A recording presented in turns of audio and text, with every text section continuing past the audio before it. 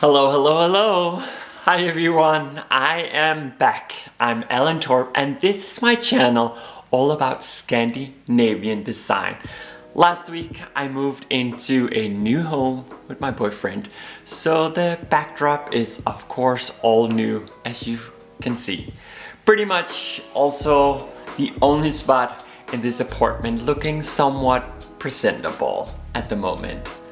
Everything else is just one big mess. I promise a new home tour as soon as possible. If you haven't been here before, welcome. If you have been here before, welcome back. No matter what you're doing or where you are, if you are riding a donkey in the desert, working on your wish list for Sander, I'm just happy you're all here.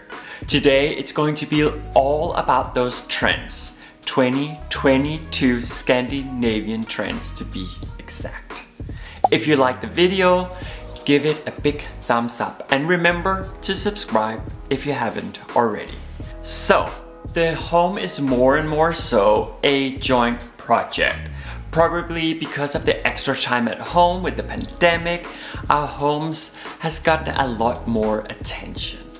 Since the pandemic started, many of us has been transforming the dining table or a corner of the living room into a working station. At least everyone who isn't fortunate to have a separate room for an office setup. Our home has become the center point of our entire awakened life. And it has to be able to do way more things than before. COVID means more time at home, which has also given us more time to focus on all those things in our home. There's a reason why the interior brands, kitchen suppliers, etc.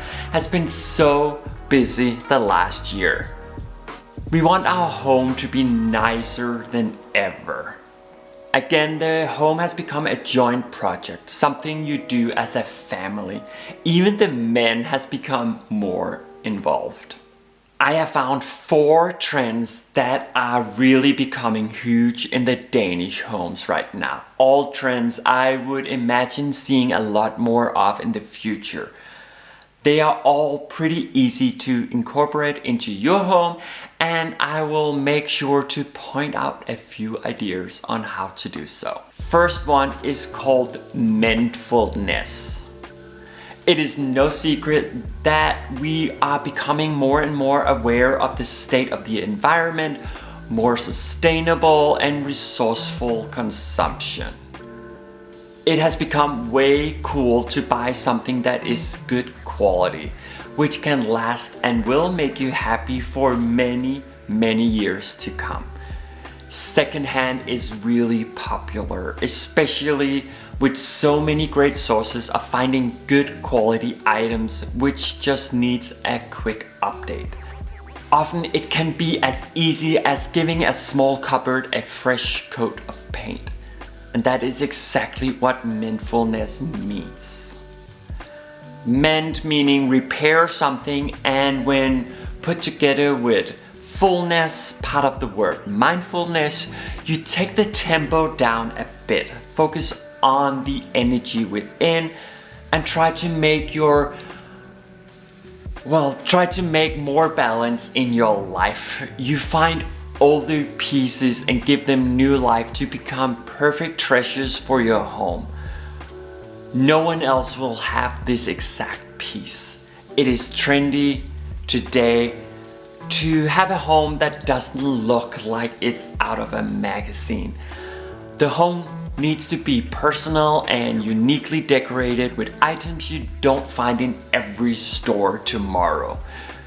Before we wanted to be like everyone else, blend in, not anymore. We want our voices to be heard and our homes to be exactly that. Our homes. Okay, then we have Maximalism. Very often after a time of crisis, the art is blossoming. And we see that right now. Not just adding crazy art to the walls, but more and more are decorating their homes more maximalistic than before. Maximalistic. I like that word. You basically just doesn't install the classic dining table, 4 chairs around it and a lamp above. This style is all about making the decor loud, very loud, breaking all the rules. 20 years ago, we called this kitsch. It is a style that is borderlining between insane and genius. You add textured and colorful wallpapers to the wall. You add many different colors. You basically see every room as a gallery where people has to live. I think the people who lives like this really is grounded with themselves and who they are. They don't really think or care, for that matter, what good taste is in others' eyes. They decorate as they want.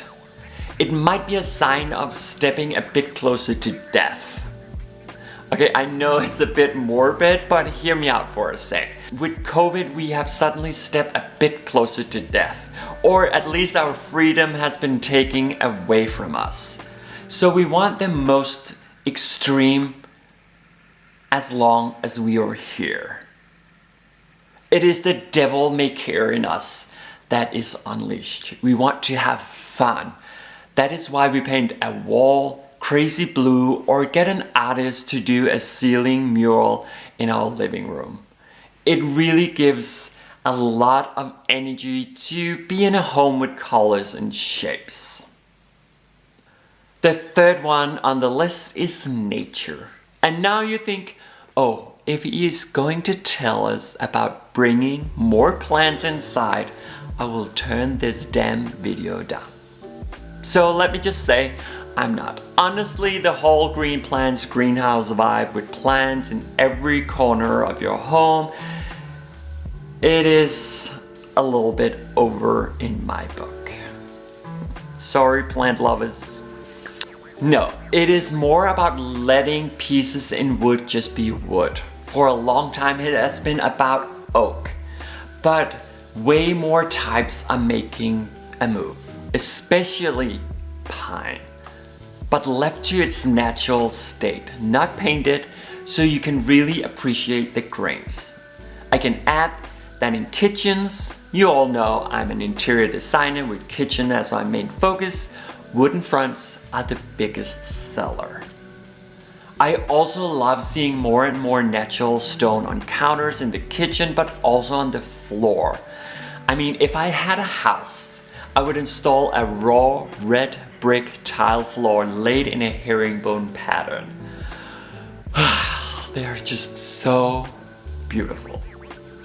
It is all giving us a sense of nature merging with the lives we live. Nature has something recreational and calming. A place where you can seek comfort when everything around us just seems out of hands. Nature brings us that nostalgic and authentic feeling.